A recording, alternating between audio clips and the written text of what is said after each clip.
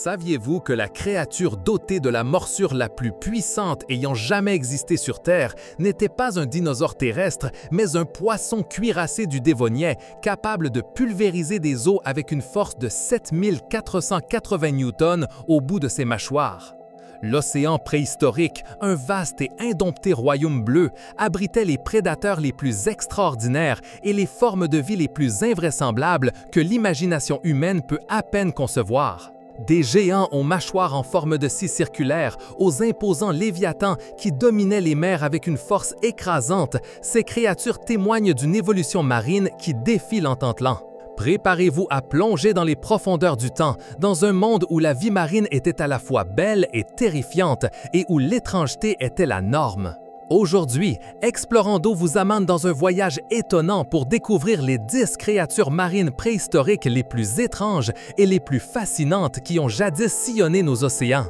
À la 10e place de notre liste, nous trouvons l'une des créatures les plus énigmatiques du Cambrien, Opabinia regalis. Cette minuscule merveille, de quelques centimètres de long seulement, a été découverte dans les célèbres schistes de Burgess, une formation rocheuse des Rocheuses canadiennes qui a exceptionnellement bien préservé la vie marine d'il y a environ 508 millions d'années. L'Opabinia est un véritable casse-tête pour les paléontologues en raison de sa morphologie unique et particulière. Imaginez une créature avec 5 yeux, oui, 5 yeux pédonculés qui se projetaient du haut de sa tête, lui permettant une vision de presque 360 degrés dans son environnement benthique. Sa caractéristique la plus distinctive, cependant, était une proboscide frontale, une sorte de trompe flexible se terminant par une pince griffue, probablement utilisée pour rechercher et capturer de petits organismes ou des roches. Détritus du fond marin, les ramenant à une bouche ventrale cachée sous sa tête. Le corps de l'Opabinia était segmenté, possédant une série de lobes latéraux qui se superposaient et qu'elle utilisait très probablement pour nager par ondulation douce, se propulsant à travers l'eau comme une petite et étrange méduse. Sa queue, en forme d'éventail, lui conférait stabilité et potentiellement une capacité de manœuvre rapide. La difficulté de classer l'Opabinia réside dans le fait qu'elle ne s'intègre facilement dans aucun groupe d'animaux modernes. Pendant longtemps, elle a été considérée comme un problème évolutif, une branche éteinte de la vie qui n'a pas laissé de descendants directs connus. Cependant, son étude a été fondamentale pour comprendre l'explosion cambrienne, une période de rapide diversification de la vie sur Terre. Son existence nous montre l'incroyable expérimentation évolutive qui a eu lieu dans les premiers océans, où la nature a testé une myriade de designs corporels, dont certains, comme celui de l'Opabinia, se sont avérés être des impasses évolutives, mais fascinantes dans leur propre étrangeté. Les fossiles d'Opabinia sont extrêmement rares, ce qui souligne sa singularité et la valeur inestimable de sites comme les schistes de Burgess.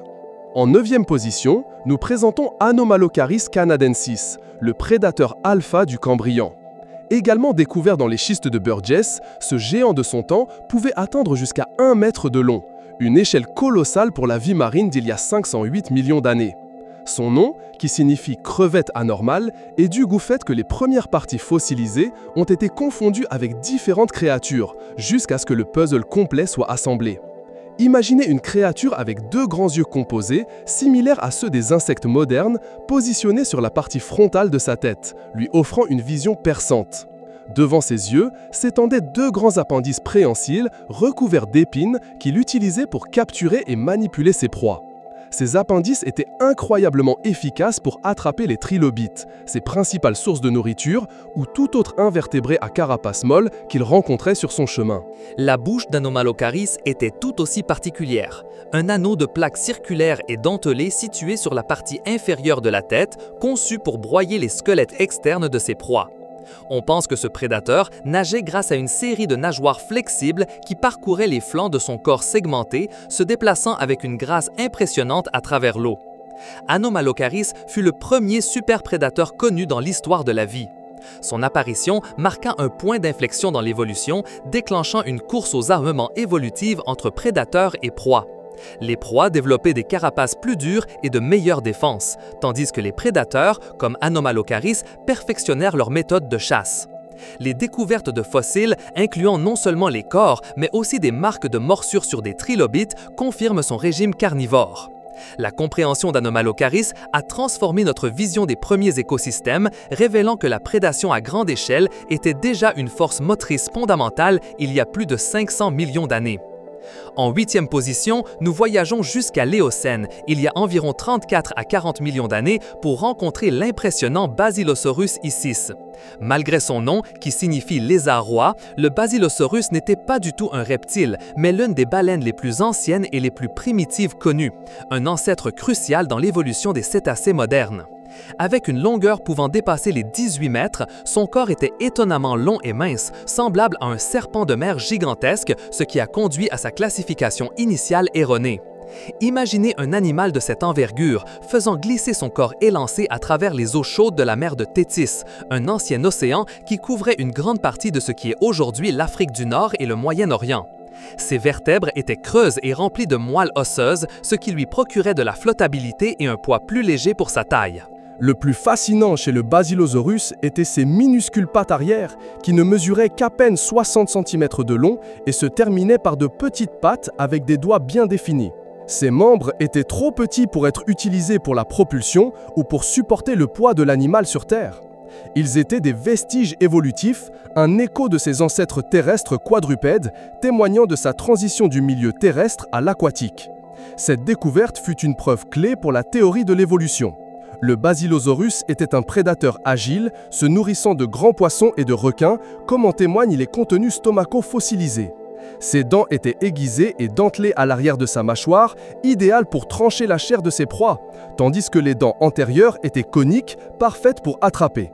Les fossiles de Basilosaurus ont été trouvés en abondance dans la vallée des baleines, en Égypte, un site du patrimoine mondial de l'UNESCO, où le sable du désert a révélé des squelettes presque complets, nous offrant une fenêtre inégalée sur ce chapitre vital de l'histoire évolutive des baleines. La 7e place nous transporte au Jurassique moyen, il y a environ 165 millions d'années, pour rencontrer le gigantesque Litzichthys problematicus. Ce colosse n'est pas un prédateur redoutable, mais le plus grand poisson osseux ayant existé dans l'histoire de la Terre. Son nom, poisson problématique de Leeds, fut inventé par Arthur Smith Woodward en 1889, reflétant les difficultés à reconstruire entièrement son squelette fragmenté. Imaginez un poisson qui pouvait atteindre une longueur allant jusqu'à 16 mètres, rivalisant en taille avec les plus grandes baleines actuelles, comme la baleine bleue. Contrairement à de nombreux autres géants marins, le Litzichthys était un filtreur pacifique. Il se nourrissait de plancton et de petits poissons qu'il filtrait de l'eau à travers ses branchiospines, des structures spécialisées dans ses branchies. Cette stratégie alimentaire lui a permis d'atteindre des tailles colossales sans avoir besoin d'être un prédateur actif. Les fossiles de Litzichthys sont majoritairement des fragments osseux, car son squelette était principalement composé de cartilage, qui ne se fossilise pas aussi bien que l'os. Cependant, les découvertes dans des endroits tels que l'Angleterre, la France, l'Allemagne et le Mexique ont fourni suffisamment de preuves pour estimer sa taille et comprendre sa biologie. Sa grande taille le rendait relativement immunisé contre la plupart des prédateurs du Jurassique, bien que les juvéniles ou les individus malades aient pu être la proie de pliosaures comme le Liopleurodon. L'existence d'un filtreur aussi massif au Jurassique suggère la présence de vastes quantités de plancton dans les océans de cette époque, ce qui indique à son tour une productivité marine élevée. Le Litzichthys nous apprend que le chemin vers le gigantisme dans les océans n'a pas toujours été lié à la prédation, mais que la spécialisation dans l'alimentation par filtration pouvait également mener à des tailles extraordinaires. Son histoire est un témoignage de la diversité des niches écologiques qui ont existé dans les mers au fil des millions d'années.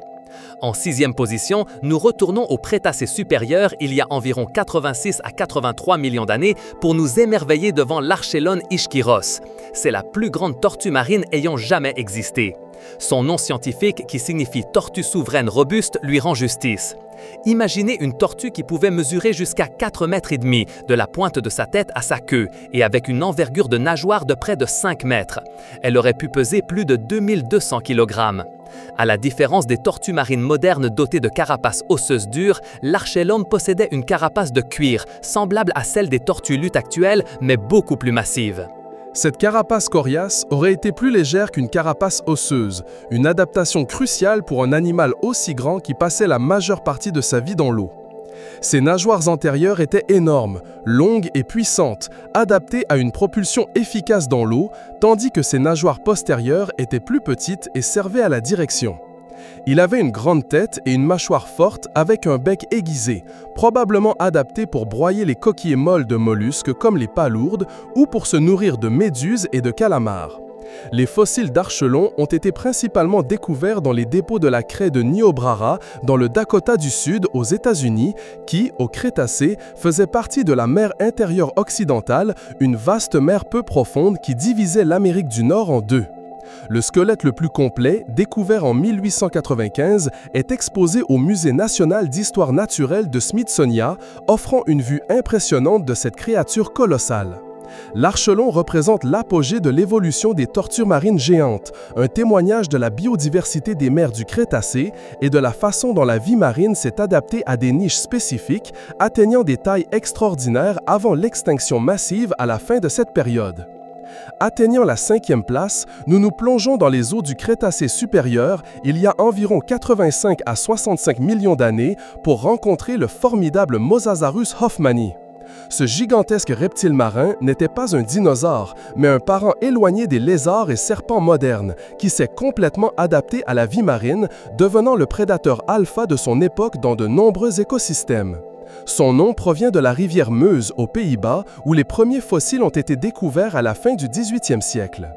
Imaginez un lézard marin qui pouvait dépasser 15 mètres de long, avec un corps hydrodynamique, une puissante queue semblable à celle d'un requin pour la propulsion et 4 nageoires courtes et robustes.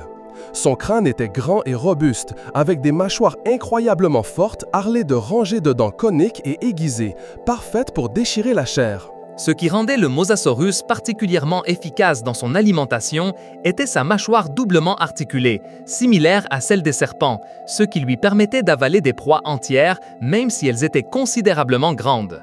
Son régime alimentaire était varié et vorace, incluant de grands poissons, des tortues marines, des ammonites et d'autres reptiles marins.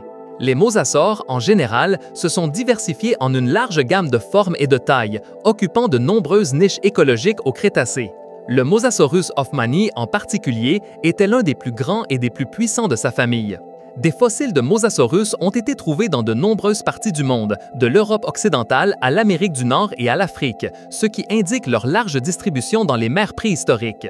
Son règne en tant que super-prédateur marin a pris fin avec l'événement d'extinction massive du Crétacé panéogène, qui a également anéanti les dinosaures non aviaires. L'étude du Mosasaurus nous fournit une vision cruciale de l'écologie des mers du Crétacé et de la façon dont une branche de reptiles terrestres a pu retourner à l'océan et le dominer pendant des millions d'années. À la 4e place, nous retournons à la période permienne il y a environ 289 à 252 millions d'années pour lever le mystère de l'hélicoprion. Cette créature, un parent préhistorique des requins, est célèbre pour sa caractéristique la plus inhabituelle et énigmatique, une spirale dentaire qui ressemble à une scie circulaire. Pendant des décennies, la position exacte de cette spirale sur le corps de l'animal a été un sujet de débat scientifique intense. Imaginez un requin mesurant jusqu'à 7,5 mètres de long, mais avec une mâchoire inférieure se terminant par une structure dentaire unique, enroulée sur elle-même.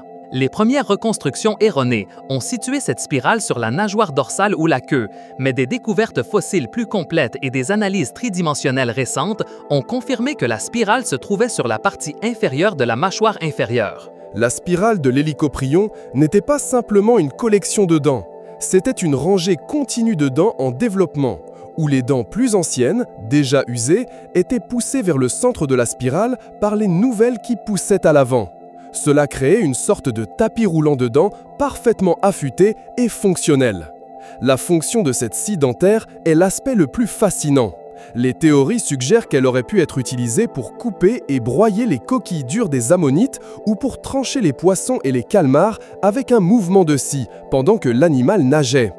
Il a également été proposé que la spirale agissait comme un piège pour les proies, à corps mou, les piégeant et les conduisant à la gorge. Des fossiles d'hélicoprion ont été trouvés dans des lieux aussi divers que les États-Unis, la Russie, la Chine et l'Australie, ce qui indique une large distribution mondiale. L'hélicoprion est un exemple éclatant de la créativité évolutive, une solution anatomique extrême à un problème d'alimentation qui n'a pas de parallèle exact chez aucune créature vivante aujourd'hui. Son histoire reste un rappel que la nature expérimente des conceptions qui dépassent notre imagination. En troisième position de notre compte à rebours, nous voyageons au Jurassique, il y a environ 160 millions d'années, pour faire face au majestueux Liopleurodon ferox. Ce pliosaure, un type de reptile marin à cou court et à grande tête, était l'un des prédateurs les plus redoutables de son temps. Il est souvent représenté avec une taille exagérée dans la culture populaire, mais même avec des estimations scientifiques plus conservatrices, le Liopleurodon était un géant. Imaginez une créature mesurant jusqu'à 7 mètres de long, avec un corps robuste et 4 puissantes nageoires en forme de rame qui lui permettaient de se déplacer avec une vitesse et une agilité surprenantes dans l'eau.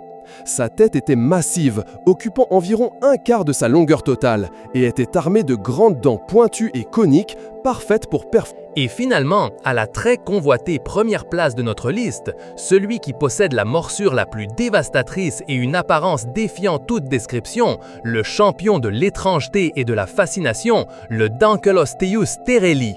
Cette créature, qui a dominé les océans au Dévonien supérieur il y a environ 380 millions d'années, était un poisson cuirassé du groupe des placodermes. Son nom rend hommage à David Dankel, le paléontologue qui a découvert bon nombre de ces fossiles, et il est devenu synonyme de puissance préhistorique. Imaginez un poisson mesurant jusqu'à 10 mètres de long, dont le tiers avant du corps était recouvert de plaques osseuses épaisses et lourdes, formant une armure impénétrable. Cette armure, bien qu'elle lui offrait une protection, le rendait également relativement lent.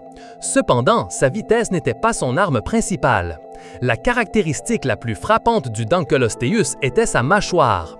Au lieu de dents, il possédait 2 énormes lames osseuses affûtées en forme de guillotine qui saillaient de sa bouche, s'aiguisant d'elles-mêmes à chaque fermeture. Il avait la capacité d'ouvrir et de fermer sa bouche avec une vitesse incroyable, en seulement 50 millisecondes, créant une succion qui entraînait ses proies à l'intérieur. La force de morsure du Dankelosteus a fait l'objet d'une étude exhaustive. Des recherches biomécaniques ont révélé que sa morsure à la pointe des mâchoires était d'environ 7480 newtons, tandis qu'à l'arrière de sa mâchoire, elle atteignait une force étonnante de 6000 newtons. Pour mettre cela en perspective, la morsure d'un grand requin blanc est d'environ 18 000 newtons et celle d'un tyrannosaure rex de 57 000 newtons.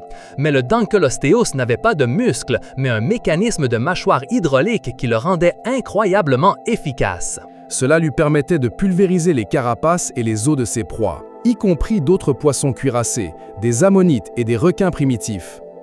Les fossiles de Dankelosteus terrelli sont particulièrement abondants dans les dépôts de schiste de Cleveland, près du lac Erie en Ohio, États-Unis, une zone qui faisait partie d'une mer intérieure au Dévonien. Ces découvertes ont fourni des squelettes presque complets de sa tête et de son armure thoracique. La partie arrière de son corps, cependant, était composée de cartilage, de sorte qu'elle est rarement conservée dans les archives fossiles, ce qui a conduit à diverses reconstructions de sa queue. Le Dankelosteus était le prédateur alpha de son écosystème, un véritable titan du Dévonien, qui a régné sans opposition pendant des millions d'années. Son évolution représente l'un des sommets de la diversification des placodermes. Son extinction, ainsi que celle de nombreux autres placodermes à la fin du Dévonien, reste un domaine de recherche actif, possiblement lié à des changements dans les niveaux d'oxygène océanique. Le Dankelosteus est un puissant rappel de la diversité et de la férocité de la vie marine préhistorique, une créature aussi étrange que fascinante qui nous oblige à reconsidérer ce qui est possible dans les conceptions évolutives. Nous avons exploré les profondeurs des océans préhistoriques, révélant des créatures qui défient notre compréhension et nous montrent l'incroyable diversité et l'adaptation de la vie sur notre planète à travers les éons. Du minuscule Opabinia au gigantesque Dankelosteus, chacune de ces bêtes marines nous raconte une histoire unique de survie, d'évolution et d'extinction. Si ce voyage à travers le temps a éveillé votre curiosité et votre émerveillement pour le monde naturel, abonnez-vous à la chaîne Explorando. Aimez cette vidéo pour que plus d'explorateurs puissent se joindre à nos aventures. Partagez ces connaissances avec ceux qui, vous le savez, apprécieront ces merveilles oubliées et laissez-nous en commentaire ci-dessous, nous disons quelle de ces créatures vous a semblé la plus surprenante.